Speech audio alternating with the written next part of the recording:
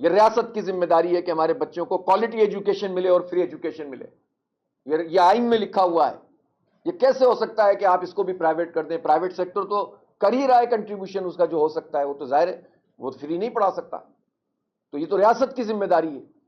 تو یہ کب تک ایسا ہوتا رہے گا؟ کب تک مزدوروں کے اور کسانوں کے بچے اس طرح سے رلتے رہیں گے؟ 8 کروڑ مزدور ہیں. مزدور کی ڈیفینیشن میں پاکستان میں جو آتے ہیں، ان میں سے 10% بھی نہیں ہے کہ جو ریکگنائز ہوتے ہوں پاکستان میں کہ ان کو مزدوری کا حق حاصل. 5% بھی نہیں ہوں گے. ٹھیکیداری نظام کے تحت کام چلتا ہے. کھیت مزدور کے طور پر لوگ لگے رہتے ہیں زندگی بھر اور مقروض ہی ہوتے چلے جاتے ہیں. تو یہ کب تک یہ گلا سڑا نظام چلے گا؟ کب تک عدالتوں کا یہ گلا سڑا نظام چلے گا جو انصاف فراہم نہیں کرتا؟ بدلنا پڑے گا اسے. کریں فلسطینیوں سے، غزہ کے لوگوں سے، اور ان کے لیے آواز بلند کریں، اور جو مدد ہم فراہم کر سکتے ہیں الحمدللہ جتنی بھی امداد پاکستان سے جا رہی ہے اس میں الخدمت کا میجر اس میں کنٹریبیوشن ہے، اور یہ عوام کے تعاون سے یہ کام ہوتا ہے. جتنی پہنچ پاتی ہے الحمدللہ وہ یہاں سے ہم پورا انتظام کرتے ہیں. لیکن جس لیول پر ان کو مدد چاہیے، 22-23 لاکھ لوگ ہیں، بچے ہیں، روزانہ ہزاروں کی تعداد میں بچے شہید ہو چکے ہیں صرف بھوک سے. آپ تصور کریں، یہ ہمارے بچے ہیں. کبھی اپنے بچوں کے بارے میں سوچیں کہ ان کے ساتھ یہ صورتحال ہو. لیکن کیسا حکمران طبقہ ہے کہ جو ان کے لیے سوچتا نہیں ہے، اور سوچتا ہے تو پھر اس کے لیے کوئی عملی قدم نہیں اٹھاتا ہے. تو ہم ان سے بھی غافل نہیں ہیں، ہم اپنے کشمیر کے لوگوں سے بھی غافل نہیں ہیں، اور اپنے پاکستان کے عوام کی جو مشکلات اور پریشانیاں ہیں ان سب میں ہم یہ چاہتے ہیں کہ ہم عوام کے ساتھ کھڑے ہوں، اور بالآخر پاکستان اس مقام پہ پہنچے.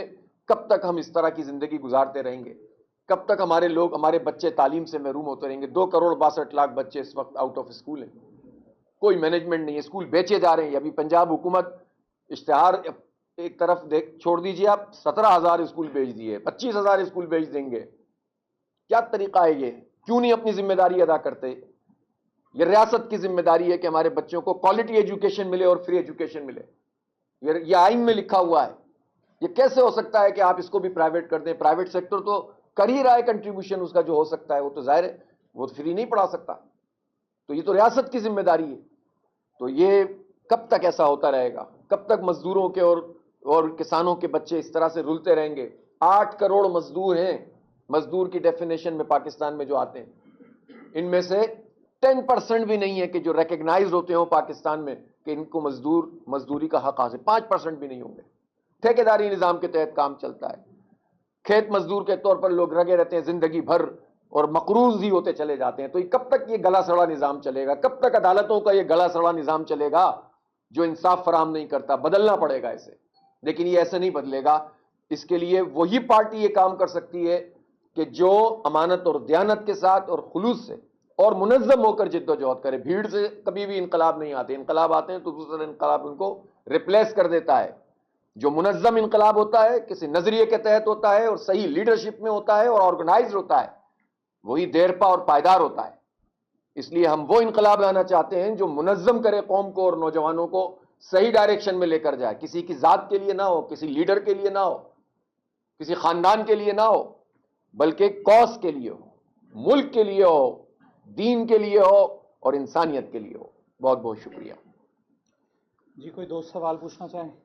صاحب یہ بتائیں کہ یہ بات تو درست ہے کہ آپ نے جن مسائل کی نشاندہی کی ہے آج عوام اس سے سمجھا ہے، لیکن عوام کی جس مایوسی کا ذکر کر رہے ہیں، جس پاکستان کے نوجوان کا مایوسی کا شکار ہے، تو 2 طریقے کی مایوسی ہے اس کا. ایک تو اس سے ریاست سے مایوس ہے، دوسرا وہ جو موجودہ حکمران ہے ان سے مایوس ہے. وہ اس سے سسٹم پہ اس کا اعتماد ختم. آپ ایک قوت بن کر آپ جیت جاتے ہیں، لیکن جو قوتیں نظام کو بدل دیتی ہیں، ووٹ کی طاقت کو بدل دیتی ہیں، پرچے کو بدل دیتی ہیں، اصل تو اس کو بدلنے کی ضرورت ہے. اس کے پاس آپ کے پاس کون سا ایسا میکینزم ہے؟ یہی میکینزم ہے، یہی ہمارا ایجنڈا ہے. انہی تمام چیزوں کو ساتھ لے کر اس میں نے کہا نا جمہوری آزادیاں، یہ کیسے اصل میں کیوں نہیں اثر انداز ہوتے وہ لوگ کہ جو اس وقت شکایت کر رہے ہیں؟ اس لیے کہ وہ اسی ذریعے سے خود بھی آئے تھے. اسٹیبلشمنٹ کی کیاریوں میں پلنے والے لوگ کیسے اسٹیبلشمنٹ کے خلاف تحریک چلا سکتے ہیں اور اس کو آنکھیں دکھا سکتے ہیں؟ ان پارٹیوں میں کمپرومائز لیڈرشپس ہوتی ہیں ساری، اور جب کوئی کرائسس آتا ہے تو سب آپس میں ملے ہوئے ہوتے ہیں. تو پاکستانی قوم میں مایوسی اسی لیے پیدا ہوتی ہے کہ کوئی تحریک ہی نہیں بن پاتی، اس لیے کہ کمپرومائز ہیں، کسی پہ بھروسہ ہی نہیں ہے. اور اس کا سبب یہ ہے کہ یہ سب آئے بھی اسی طرح سے تھے. تو جماعت اسلامی جب بات کرتی ہے کہ ہم عوام کو ساتھ ملا کر کوئی بڑی چینج لائیں تو اس لیے کہ ہم کمپرومائز نہیں کرتے ہیں. الحمدللہ ہم اپنی سیٹ چھوڑ سکتے ہیں. ہمارا میئر نہیں آنے دیا کراچی میں, اسٹیبلشمنٹ نے, پیپلز پارٹی اپنی A+ ٹیم کو لا کے بٹھایا اور ہمیں نہیں آنے دیا, لیکن ہم نے سودے بازی تو نہیں کی, ہم تو پیچھے نہیں ہٹے, تو ابھی بھی میدان میں موجود ہیں اور انشاءاللہ رہیں گے. لیکن ہم گالی, نفرت, گولی اور ملک دشمنی کی سیاست نہیں کریں گے. ہم نوجوانوں کو امید دلائیں گے اور ساتھ ساتھ کنٹریبیوشن بھی کرتے ہیں. ابھی آپ دیکھیں خود اسی جگہ پر بنو قابل کے حوالے سے ایک کام ہو رہا ہے نا, اور انشاءاللہ اس ملتان شہر کے انشاءاللہ اسی فیز میں, پہلے فیز میں 40-50 ہزار لوگوں کو ہم پڑھانے کا سوچتے ہیں کہ اگلے 2 سال میں یہ لوگ ان کو فری آئی ٹی کورسز ہم کرا دیں. ملتان اور اس کے ارد گرد کے لوگوں کو کرائیں گے انشاءاللہ.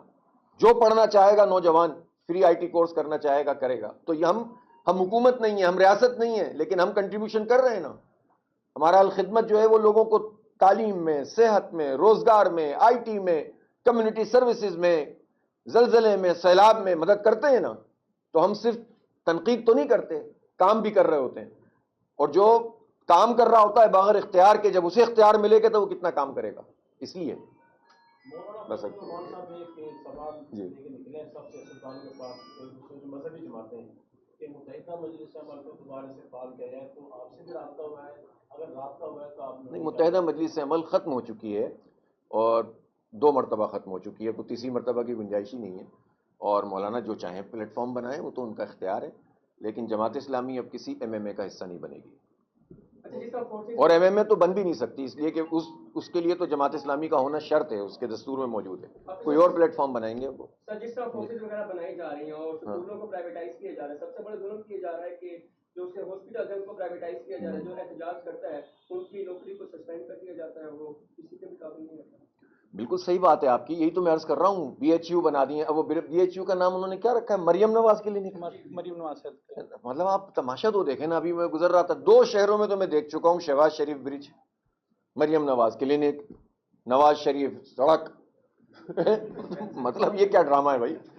یہ ملک ہے یا ان کا ان کی میراث ہے, ان کے اپنی جیب سے جاتا ہے, ان کی جیب میں تو آتا ہے.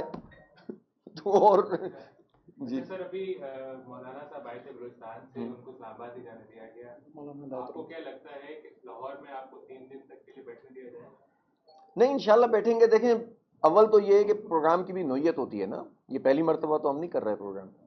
اور دوسری بات یہ کہ سب کو معلوم ہے ہم پرامن ایک جماعت ہیں, اور الحمدللہ ہم کوئی اس طرح کی چیز نہیں کرتے کہ جس کے نتیجے میں کسی کو بھی کوئی پریشانی ہو. ہم تو عوام کا بھی خیال رکھتے ہیں. ہماری تو ہسٹری ہے کہ جب ہمارے اجتماعات ہوتے ہیں یا جلسے ہوتے ہیں تو پہلے بھی تیاری کرتے ہیں اور جلسہ ہونے کے بعد بھی صفائی کر کے جاتے ہیں. تو ایسی پارٹی تو دنیا میں کمی ہوں گی, پاکستان میں تو خیر ہے ہی نہیں کوئی. تو انشاءاللہ وہ تو اجتماع ہوگا اور ضرور ہوگا, اور اب کوئی روک نہیں سکے گا انشاءاللہ. بہت شکریہ جی, جزاک اللہ. شکریہ جی.